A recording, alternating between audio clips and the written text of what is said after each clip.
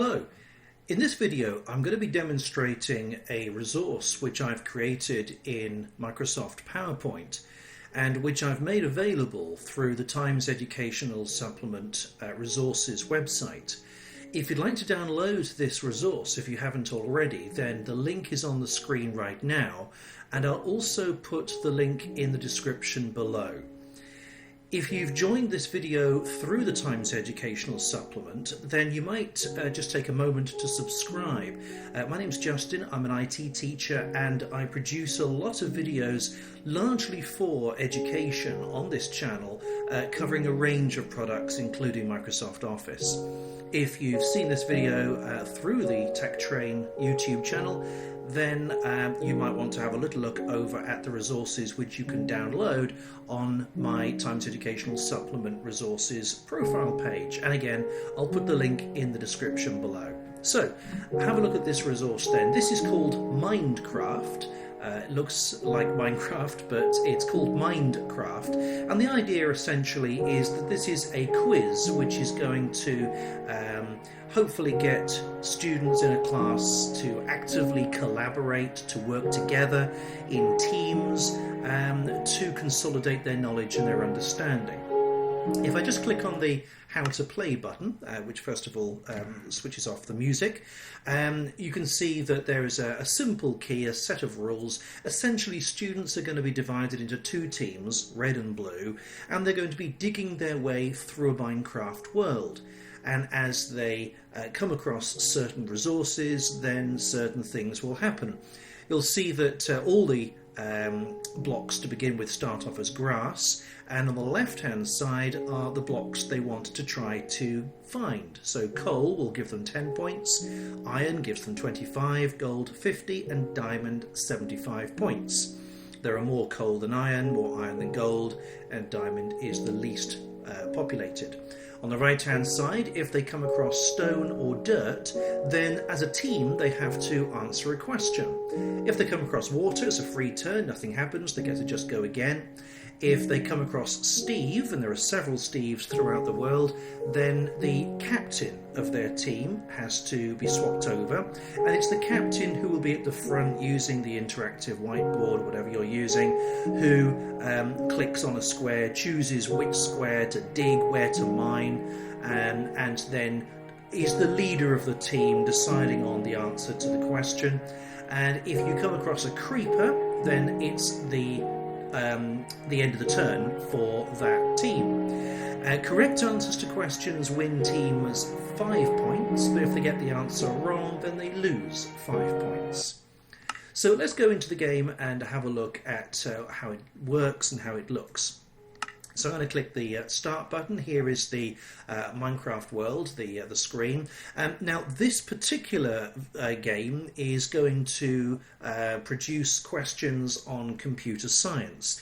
But as I'll show you in a moment, it is incredibly easy to change the questions to whatever you want to ask. And in fact, what I recommend you do is to create several lists of questions, one for different topics or different ability groups or different year groups.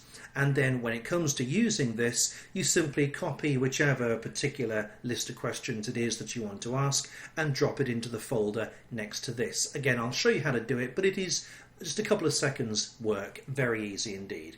So here we are. We can see we've got the red team at the top with no points, blue team no points.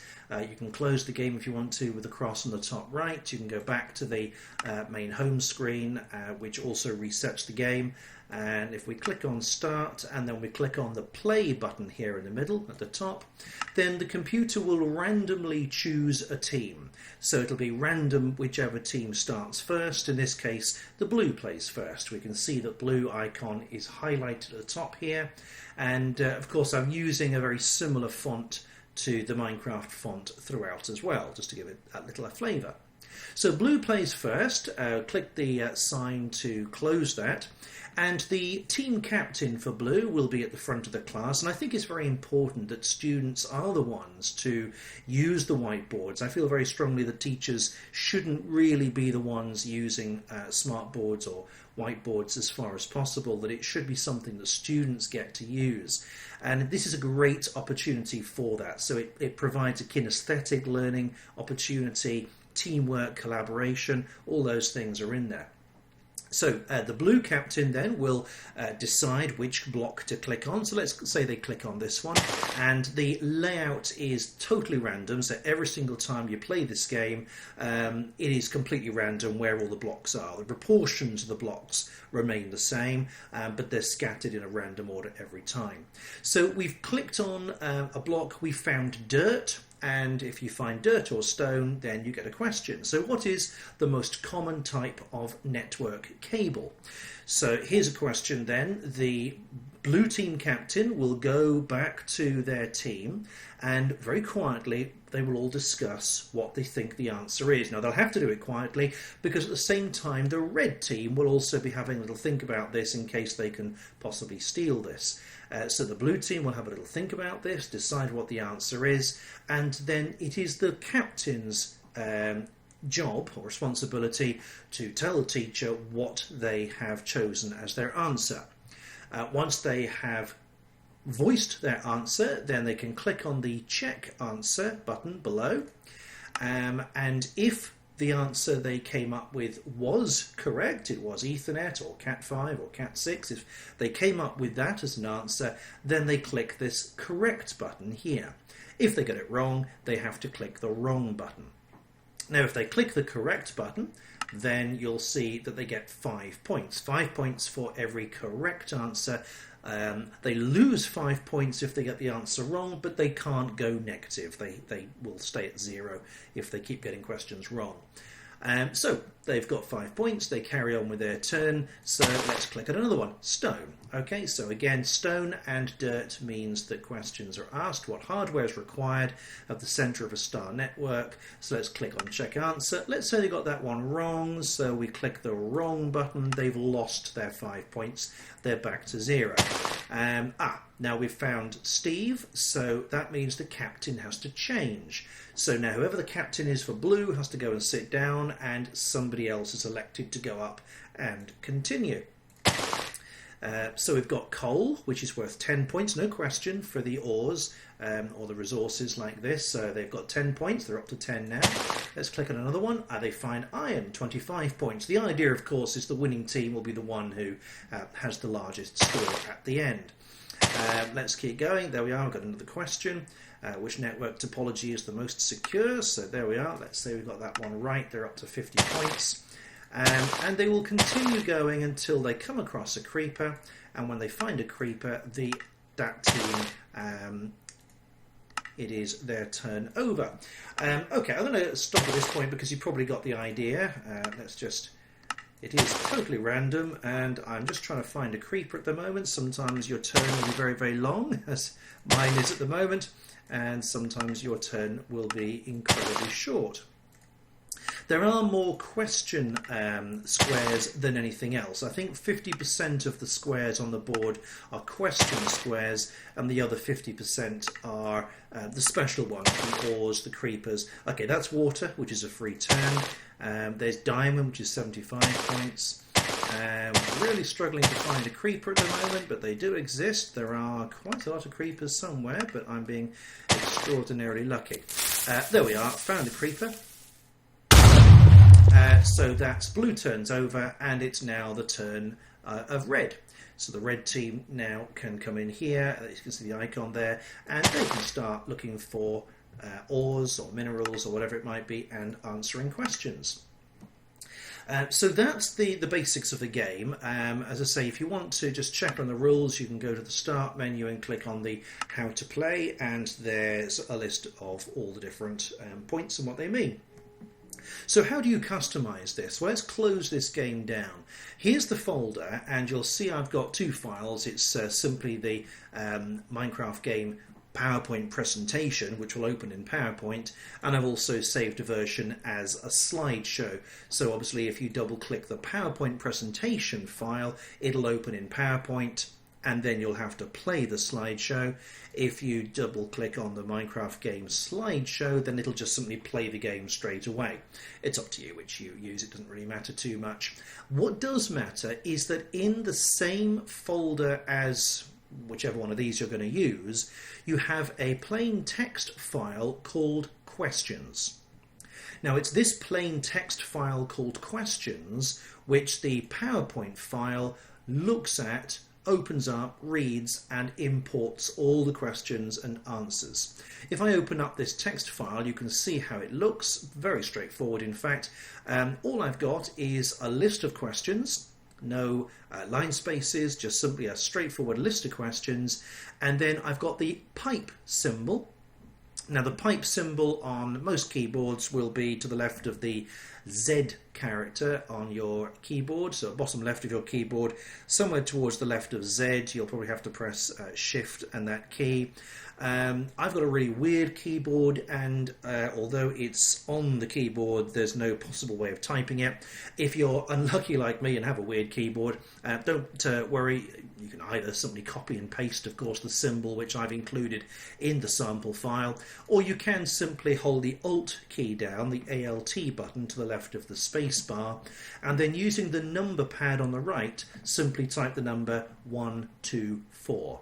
So holding the Alt key down, and then on the right hand side where your number pad is, type 124 and you'll get the pipe symbol. So it's up to you how you do it, but basically you want the question, the pipe symbol, and then the answer. And that's it, that's all there is to it. So you can create a long list of questions with your accepted answer or answers, and that's all that needs to be done. So once you've created your text file, make sure it's called questions. Now what I've done here, and again I've included these I think in the download on the TimeZ site, I've got a set of questions on coding, and I've got a set of questions on hardware. Now if I've got a class and I want to do the coding one, then all I need to do is, let's say I'll delete this file here, is take the coding one, I'm going to copy that, paste it, and then just simply get rid of everything in the file name apart from the word questions.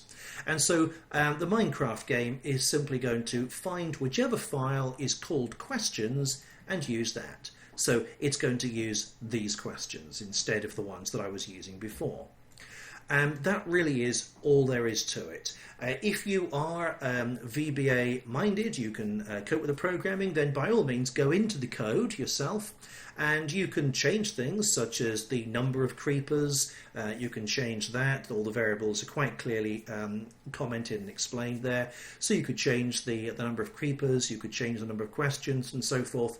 That's entirely up to you. I'm not going to demonstrate in this video how to do that because most people probably won't bother. But if you're a geek like me and want to go into the code and have a look at it, I haven't locked it, I haven't password protected it at all. It's open for you to use as you wish. If you want to simply create the questions, well, that's as simple as having the list of text files here and just having the one named questions as the one you want to use now. And that's it. That's all there is to it. The links, as I say, to download this are in the description below, and I'll put them once again on the video now so you can see them somewhere on the screen as this video is playing now.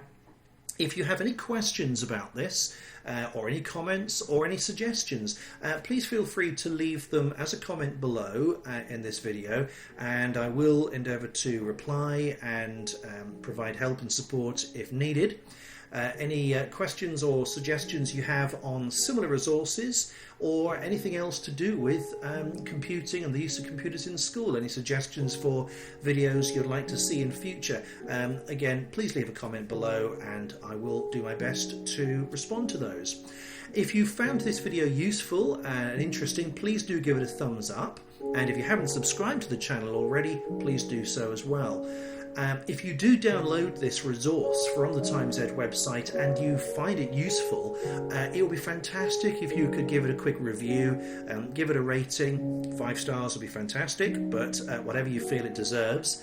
And a little review would be fantastic. It would be really, really good. Thank you very much indeed. Thank you for watching this video, and I hope to see you again in a future video. And for now, bye-bye.